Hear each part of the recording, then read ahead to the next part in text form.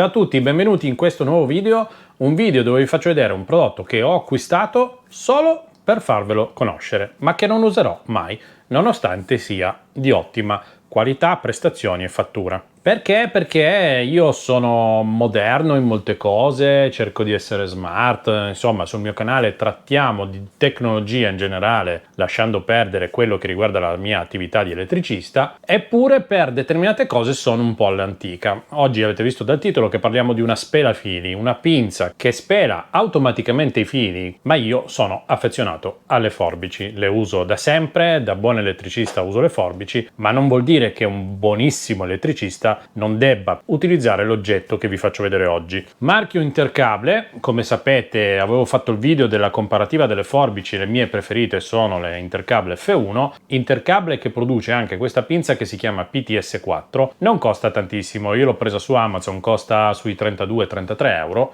per alcuni dei miei colleghi elettricisti, non colleghi youtuber, è fondamentale nel proprio lavoro. Per anche gli appassionati del settore o chi fa altre tipologie di attività può essere molto utile. Ho detto fondamentale perché molti che fanno lavori tipo cablaggi di grossi quadri dove devono tagliare e spelare tantissimi fili, avere la velocità e la praticità di questo aggeggio che vi farò vedere diventa fondamentale. A dirla tutta, io circa 25 anni fa ho lavorato per molti anni in un'azienda di elettronica e per un certo periodo della mia attività lavorativa ho fatto dei cablaggi per dei quadri che andavano in delle navi. C'erano tantissimi fili, insomma era un lavoro pazzesco e lì ho utilizzato per molto tempo questa che è una spelafili che ha più o meno 30 anni della Pastorino, fatta in questo modo. Adesso vedete non scorre neanche più perché è tutta rovinata, però l'ho tenuta come ricordo. Aveva tutti questi intagli per tagliare i fili da 0,4, 0,5, 0,65. Allora in base al filo che si usava bisognava utilizzare la scanalatura corretta per effettuare una spelatura precisa. La usavo anche in altri contesti perché facendo anche riparazioni elettroniche a volte bisognava fare le filature. Le filature erano dei collegamenti sulle piazzole sulle piazzole elettroniche con dei fili molto piccoli rigidi e per spelarli bisognava per forza usare una cosa del genere. Nonostante anni e anni di utilizzo di spelafili, quando poi ho iniziato a fare l'elettricista non ho mai più potuto fare a meno delle classiche forbici. Comunque, chiusa questa breve parentesi di storia di vita, vi faccio vedere il prodotto e facciamo un po' di prove. Eccola qui, Intercable PTS4 per tranciare, per spellare. Autoregolazione. Quindi per l'incisione dell'isolamento lavora in automatico da 0,2 a 6 mm quadri di sezione. Per guaine esterne o multipolari bisogna variare la pressione con questa ghiera posta dietro. Ha una lunghezza regolabile di taglio fino a 20 mm. Attenzione! Mi raccomando, però voi dite ma grazie al cavolo, ma guardate che loro lo devono scrivere perché se poi qualcuno si trancia un cavo, piglia la scossa, rimane fulminato e gli fa causa, loro non l'hanno scritto e invece devono scriverlo. Perfetto, eccola qua, PTS4, arriva in questa colorazione rossa con l'adesivo PTS4, questa parte in metallo, tutto il resto l'impugnatura è in plastica, questa è la ghiera per regolare la pressione, non ha una tacca, ha un movimento rotatorio che va a stringere o ad aprire, qui invece abbiamo la tacca da 0 a 20 mm per impostare la lunghezza della spelatura. Ad esempio se la mettiamo a 10, semplicemente quando arriviamo a 10 in battuta si ferma e spela il nostro cavo. Come funziona? Molto semplice. Qui sotto c'è la trancia, ok? Quindi questo è un 1,5, lo tranciamo senza problemi. Se vogliamo spelarlo di 10 mm arriviamo in battuta, il resto fa tutto lei. Ok? Vedete che non ha portato via del rame, ha tagliato perfettamente la guaina. Perché riesce a farlo? Perché nello stesso momento taglia sotto e sopra con la pressione corretta che si autoregola. In quel modo taglia quasi tutta la guaina e il resto, vedete qui in mezzo, lo strappa quando lo porta via. Ma riesce a farlo perfettamente. Il fatto che la parte sguainata non sia tutta perfettamente lineare potrebbe essere un problema in determinati lavori, in certi cablaggi dove rimane a vista, però normalmente chi la usa molto o va in morsetto o va dentro puntalino e il problema non c'è. Quindi noi possiamo tagliare, andiamo in battuta, abbiamo la misura perfetta. Purtroppo non riusciamo già a tirare via il pezzo tagliato perché il cavo viene bloccato qua e bloccato là, quindi dobbiamo liberarlo. Alla peggio possiamo stringerlo in questo modo e tirarlo, però chiaramente la cosa più semplice è fare la spelatura, trovarsi il cavo in questo modo e tirare via l'ultimo pezzo, anche perché in molti utilizzi fa comodo invece avere il cavo già sguainato ma ancora coperto, perché magari prepariamo dei cavi, prepariamo un qualcosa che non va subito a contatto con il rame, quindi è già pronto, bisogna poi solo arrivare, togliere la plastica e metterlo in sede. Abbiamo provato con l'1,5, col 2,5 stessa cosa, lo possiamo tranciare, facciamo la spelatura. Allora in questo caso vedete che c'è un filo di rame che è uscito fuori semplicemente perché il filo è corto, quindi si è sfilato di qua e se l'è tirato da questa parte. Se vedete che non lavora correttamente potete agire sulla regolazione, perché vedete che in questo caso io vado dentro col filo, inizia già a tirarlo ma non lo sta ancora premendo da questa parte, quindi devo aumentare la pressione, riprovo. Allora a questo punto ho trovato la misura corretta. 1,5, 2,5 l'abbiamo fatto. Abbiamo qui un 6 che riusciamo a tranciare senza problemi. Riusciamo anche a sguainarlo senza problemi, non c'è del rame tagliato qua dentro. È di nuovo successo che si è portato via il filo, perché se io provo a prenderlo vedete che viene via perché il cavo è troppo corto.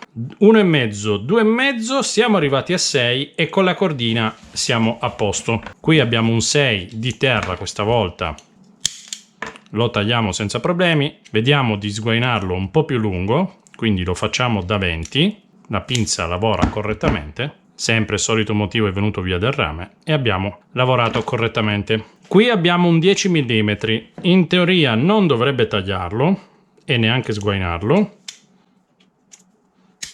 Vedete che abbiamo già fatto difficoltà a tagliarlo tutto, magari la sto anche già rovinando. Vediamo col 10 se riusciamo a lavorarlo, fa fatica anche ad entrare e non ce la fa a tirarlo, vedete che l'ha inciso e non ce la fa, giustamente indicato fino al 6. Questo per quanto riguardava la cordina. Questo è un cavo multipolare a 2x0,50 con la guaina esterna. In questo caso lo libererei un po'. Vediamo cosa succede. Non entra ancora. Entra giusto giusto. Vediamo se riusciamo a togliere solo la guaina esterna. E vedete che però ha tagliato anche la guaina in terra, quindi non va bene. Proviamo ad aprirlo tutto. Così è tutto aperto.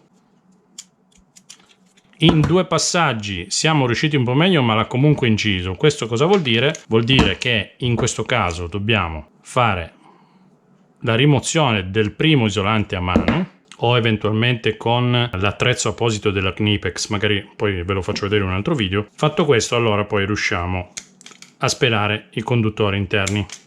Cosa abbiamo ancora? Qui abbiamo un mini coassiale per l'antenna, facciamolo un po' più lungo. Beh, qui non è andata malissimo perché siamo riusciti a togliere solo la guaina, che però è sempre dura perché si incastra con i pelucchi della schermatura tagliati, della calza. Siamo riusciti, ma non benissimo, ecco, quindi per questi cavi magari non è il massimo. Proviamo con un'antenna grande. In questo caso dobbiamo vedere intanto se entra e non riesce ad entrare, quindi anche il cavo dell'antenna grande lo salterei. Mi interessava provare se riusciva a lavorare col fotovoltaico, anche se l'intercable fa una spelatrice apposta per il fotovoltaico. Infatti qui non entra, o meglio entra ma a pelo. Vediamo un po', non ho mai provato, lo facciamo la prova in diretta. Vediamo.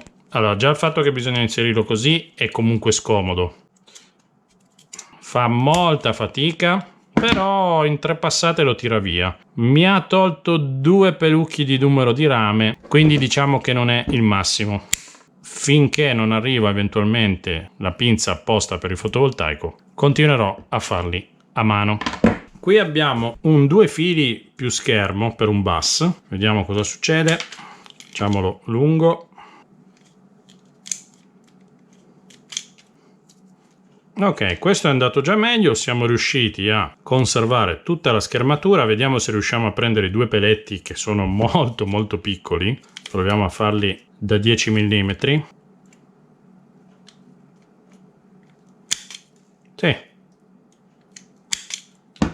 Questi siamo riusciti a farli. Benissimo. Che altra prova possiamo fare? Questo, ecco, questo è un cavo antifurto, quindi tutta aperta. Facciamo la prima rimozione lunga, mi ha tagliato leggermente anche qui la parte metallica, vediamo se i conduttori interni si sono danneggiati, non sembrerebbe, quindi sono salvi, non sono stati intaccati. Vediamo se riusciamo a spelare i fili da 0,22 e da 0,50 che sono il rosso e il nero. Questo è un cavo 2x2, 2x0,22 più 2x0,50. La mettiamo molto corta, 5 mm, anche 4, come se dovessimo collegare ad esempio un antifurto. Con lo 0,50 non ci sono problemi, con lo 0,22 e con lo 0,22 tende a tirare via un po' troppo rame e così è tutta aperta. Anche per cavi 0,22 non è il massimo, fino a 0,50 andiamo molto bene. Facciamo l'ultima prova con un cavo, ad esempio un bus citofonico. Vediamo se riusciamo a togliere la guaina grigia, ma anche qua con un po' di difficoltà siamo riusciti senza intaccare i cavi dentro. Vediamo se riusciamo a spelarli correttamente. Sì, molto bene. Quindi secondo me, anche se era indicato sulla scatola 0,2, lavoriamo molto bene da 0,5 in su. Chiaramente l'habitat naturale di questa spelafili, secondo me, sono le cordine in ambito elettrico, perché abbiamo una velocità di esecuzione e una tranquillità assoluta. Vedete? Abbiamo in questo modo una velocità molto alta. Riusciamo a fare un ottimo lavoro. È chiaro che se dovete stare tutto il tempo a farlo a mano con la forbice, facendo attenzione a non intaccare il rame, adesso questa qua non fate caso perché è tutta massacrata, però il concetto è che con una forbice sì, riusciamo a farlo benissimo, ma chiaramente se dobbiamo fare un cablaggio, un quadro elettrico, un qualcosa dove dobbiamo fare molte di queste operazioni di fila e magari tutte uguali, con un attrezzo del genere, semplifichiamo e velocizziamo il lavoro in modo assolutamente impareggiabile. Bene, un bel aggeggino per essere dell'Intercable costa praticamente poco più delle forbici. Se per qualcuno di voi può essere interessante, vi lascio il link in descrizione perché la qualità è altissima, probabilmente molti di voi già la conoscono perché la usano. Se qualcuno non sapeva che c'era in commercio un qualcosa del genere per semplificare la vita anche in ambito elettrico, se magari dovete seguire qualche mio tutorial e non vi trovate con le forbici da elettricista, perché può succedere, vi comprate questa, fate tutto in automatico, lo fate bene e arricchite l'attrezzatura, diciamo il parco attrezzatura, con un oggetto molto interessante che non costa tantissimo. Lo poso qua, vi dico che il video è finito, come al solito vi chiedo di iscrivervi al canale. Precisiamo, questa qua non è che me l'hanno mandata, questa qua. Io ho provato a contattare Intercable per farmi mandare un po' di roba, ma non c'è verso. Nonostante questo, facciamo crescere il canale, così magari le aziende si interessano a mandarmi prodotti come questi e ve li faccio conoscere volentieri. Un bel like, ci vediamo al prossimo video, alla prossima diretta. Mi raccomando, se passate in provincia di Torino, mi trovate il negozio, mi venite a trovare, vi offro un caffè e facciamo due parole. Ciao da Massi Dattoli!